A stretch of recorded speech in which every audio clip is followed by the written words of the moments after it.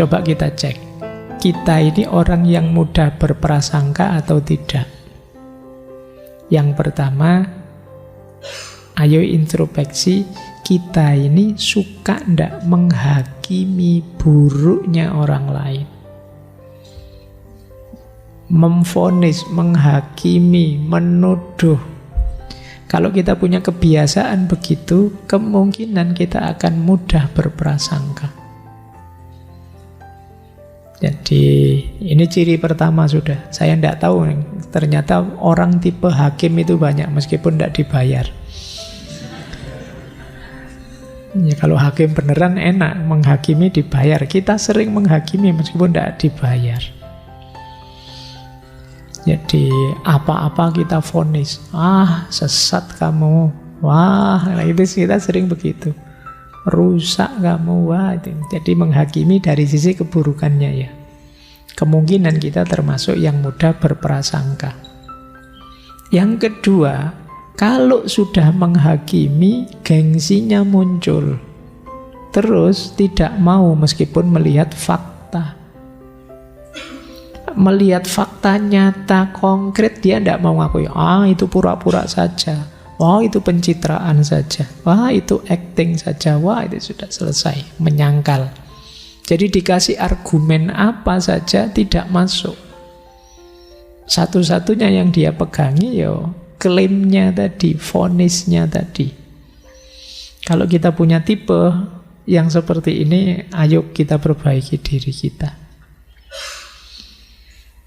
Yang ketiga, senantiasa memberi label negatif. Jadi label negatif itu selalu dilihat sisi buruknya saja. Ada banyak yang baik di ruangan ini, tapi yang dicari yang buruk. Nah, itu kemungkinan kita tipe orang yang mudah berprasangka. Dari ngaji yang 2 jam ini misalnya, mungkin 50% lebih hal-hal baik, hanya beberapa yang buruk, tapi yang diperhatikan yang buruk itu saja.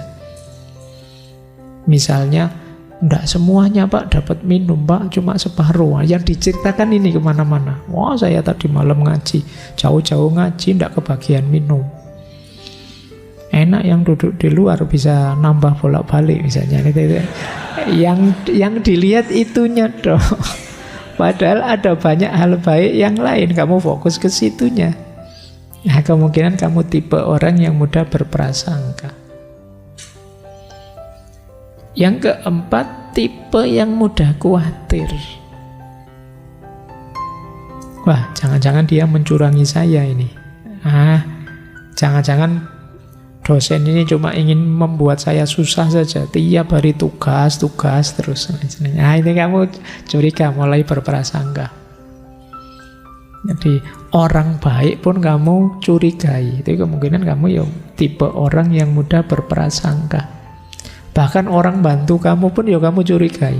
Kamu sudah minta tolong, dibantu, tapi paling bantunya juga ndak ikhlas-ikhlas amat kok, paling dia. Ayo wes.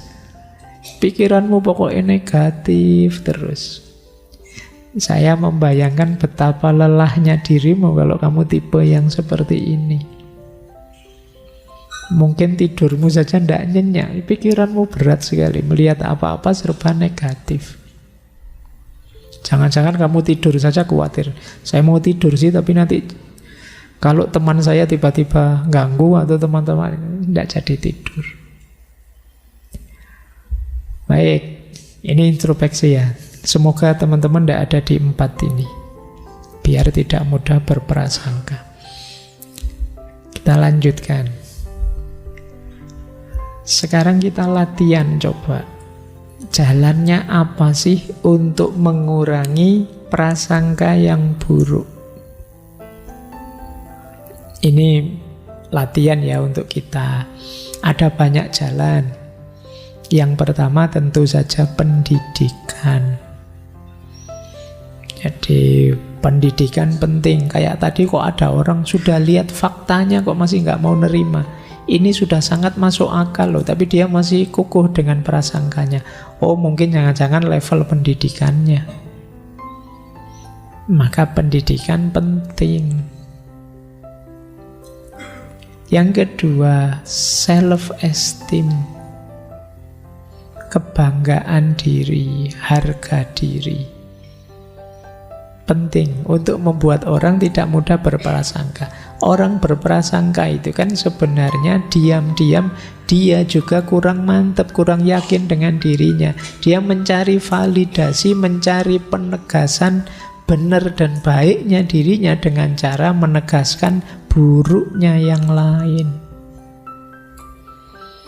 Kalau kita mantap dengan diri kita, kokoh dengan kebaikan, kehormatan kita, kita sebenarnya tidak terlalu perlu untuk nuduh sini, nuduh sana.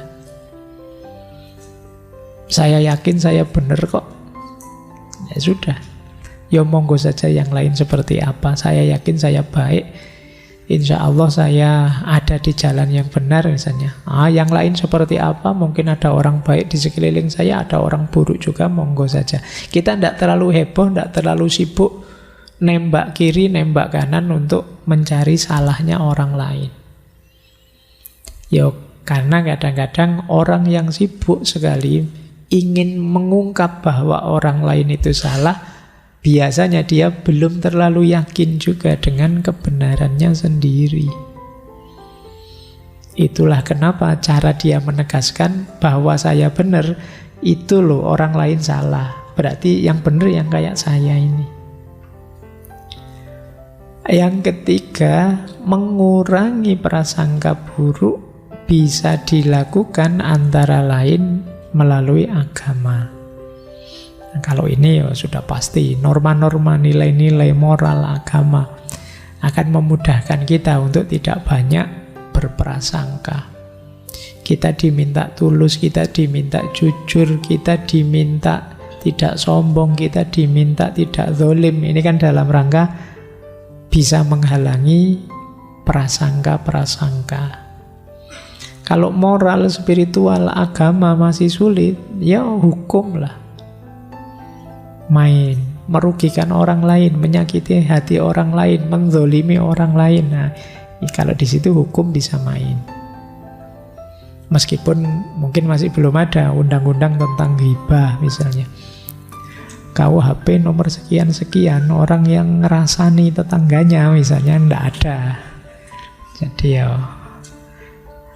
tapi hukum bisa. Kalau memang terlalu parah efeknya, misalnya prasangkamu keterlaluan, merusak nama baiknya orang, menghancurkan kehormatannya orang, nah hukum bisa turun. Maka kesadaran tentang hukum bisa mengurangi prasangka-prasangka. Mungkin juga bisa lewat jalur sosial. Lewat jalur sosial itu kebersamaan di tengah masyarakat. Kalau kita dekat, kita akrab, saling empatik, ya tidak muncul prasangka-prasangka buruk di tengah-tengah kita. Kita punya tujuan bersama, kita ingin nyaman bersama-sama, kita ingin saling mendukung di tengah masyarakat kita. Inilah tujuan bersama namanya. Bisa meminimalisir lahirnya prasangka-prasangka. Dan tidak kalah pentingnya yang terakhir, mari kita putus siklus prasangka. Tuduhan-tuduhan tidak berdasar, anggapan-anggapan negatif. Mari kita putus, jangan diwariskan lagi, jangan diwariskan lagi. Siklusnya kita tutup, kita memulai kehidupan baru yang lebih positif, bersih dari prasangka-prasangka buruk. Diingat-ingat prasangka tadi definisinya anggapan negatif yang tanpa dasar. Nah, yang seperti ini yang harus kita hentikan. Baik, kita lanjutkan lagi. Nah, kalau kita sendiri ternyata orang yang berprasangka itu, apa yang harus kita lakukan? Pak, saya ternyata kemarin berprasangka, Pak. Apa yang harus saya lakukan? Yang pertama, cari sebabnya, akarnya dari mana. Saya itu kok tiap kali lihat orang kayak gitu, saya anggap ini orang jahat.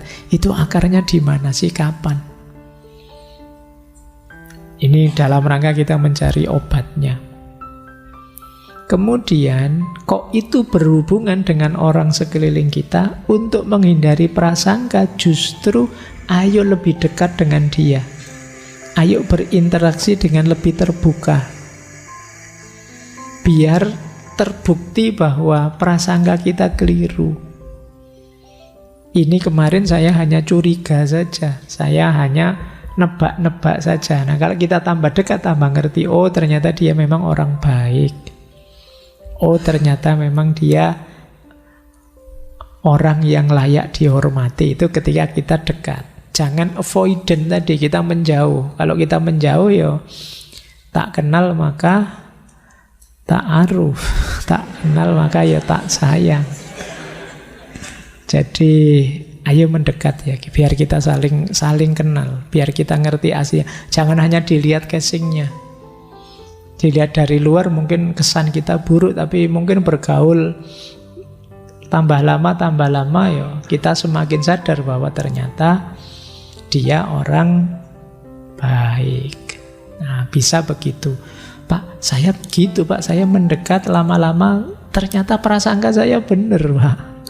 Dia bukan orang baik. Yo, tapi kan sekarang ketika kita nemu bukti, nemu fakta, kenyataannya memang dia bukan orang baik, tapi kan sekarang bukan lagi prasangka, bukan lagi kira-kira, tapi kita sudah punya dasarnya. Kalau yang awal tadi kita masih ngarang imajinasi kita, bayangan kita. Sekarang setelah dekat, ternyata memang benar begitu. Ini loh buktinya. Saya sudah sebulan dekat sama dia loh. Ini faktanya saya banyak ketemu. Nah, jadi kalau sudah dekat itu yang ketiga itu kita cari bukti benar salahnya prasangka kita. Yang keempat, ada kalanya kita harus menerima saja. Mungkin kita punya tetangga yang buruk misalnya. Nah, ini sudah punya rumah di sebelah kita, kelakuannya begitu, ya sudah. Saya saja yang hati-hati. Ada kalanya begitu. Tanpa harus berpanjang prasangka buruk, ya saya tahu dia orang buruk, tapi ya sudah, mau gimana lagi. Jadi orang bertarung itu kan kuncinya dua. Dia bisa mengalahkan dan menang, atau dia bisa bertahan, tidak terkalahkan. Jadi satu di antara dua. Karena saya tidak bisa mengubah dia jadi baik, ya saya harus kuat dekat dengan dia yang tidak baik. Solusinya dua itu. Nah, jadi rumusnya ada kalanya kita harus begitu. Terakhir, kita juga harus sadar bahwa kadang-kadang dalam banyak hal kita tidak kuasa untuk mengubahnya. Ada hal-hal yang bisa kita ubah, ada yang tidak bisa kita ubah. Mungkin watak-watak yang kita curigai, kita prasangkakan tadi, itu sesuatu yang sulit kita mengubahnya. Nah, itu untuk menenteramkan diri kita sendiri, ya sudah, di luar kuasa kita, itu sudah. Kalau di luar kuasa kita, ya kita tidak harus mati-matian capek untuk mengubahnya. Nanti kita habis energi, waktu banyak. Kita kuatkan saja diri kita, kemampuan bertahan, survive, berhadapan dengan orang yang semacam itu. Baik, ini caranya ya, kalau tiba-tiba muncul prasangka buruk dalam diri kita.